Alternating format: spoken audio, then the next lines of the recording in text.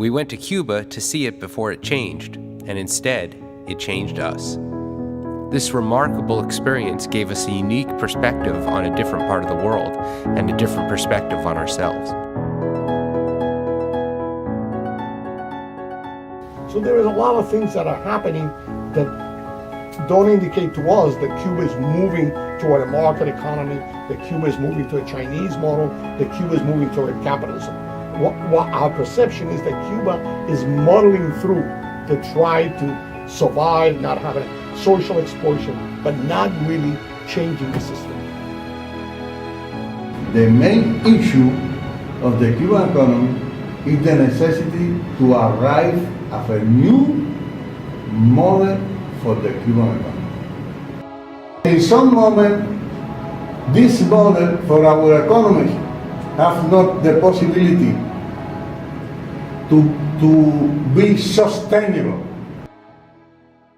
I think a lot of the things we've seen so far this morning are a lot of the household items, or even what we would call some luxury items like some flat screen TVs. And I think we never realize the lengths that some of these people go to, whether they're entrepreneurs who are bringing these items back to sell again, or it's a member of a family providing for money, bringing these items back. But I think what a lot of people would say, oh, what a nuisance, we're standing here in the airport for an hour or so, but really we're getting a part of the educational experience because we're getting a glimpse of just what some of these people have to go through in order to do the equivalent of what we consider going to the store one day.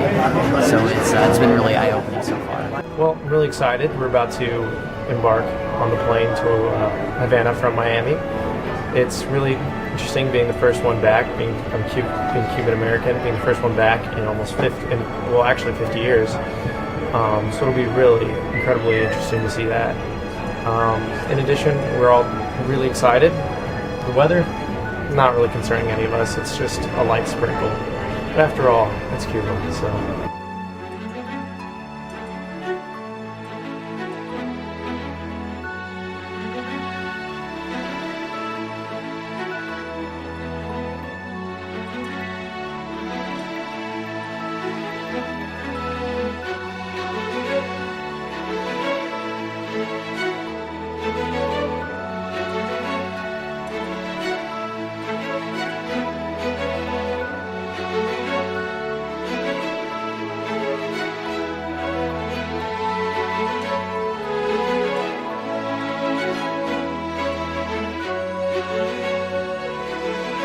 It's pretty mesmerizing, really. I mean, like, see it from the bus, it's pretty cool, but actually being able to see it up close is pretty spectacular.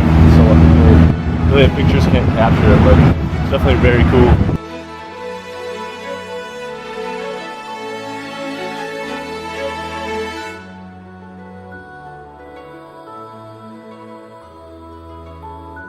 Cubans have this idea, whether they're living there or living here, this idea that Cuba is the center of the universe. And it's one of the reasons that the fighting gets so fierce. Now here you have Cuba, 11 million people, a poor country with no significant economic resources, no petroleum, no value to the United States, no strategic value. So American companies are not going to run and invest in Cuba. What is there in Cuba to invest? In the middle of the 19th century, 1850, 1860, the United States has more economic relations with Cuba than Spain. Queremos construir un futuro mejor want to build a better future para nuestros ciudadanos. our citizens. Cuba aspira Cuba would like a que mejoren las relaciones to improve better relations con el gobierno de Estados with the Unidos. government of the United States. El pueblo de esa gran nación The people of this great nation entiende nuestra lucha. understand our fight.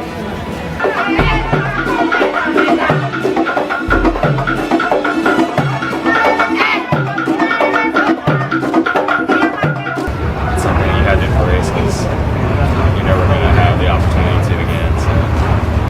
You get to see the world through a different lens after this. You get to see how fortunate we are to have all the things we have in the States.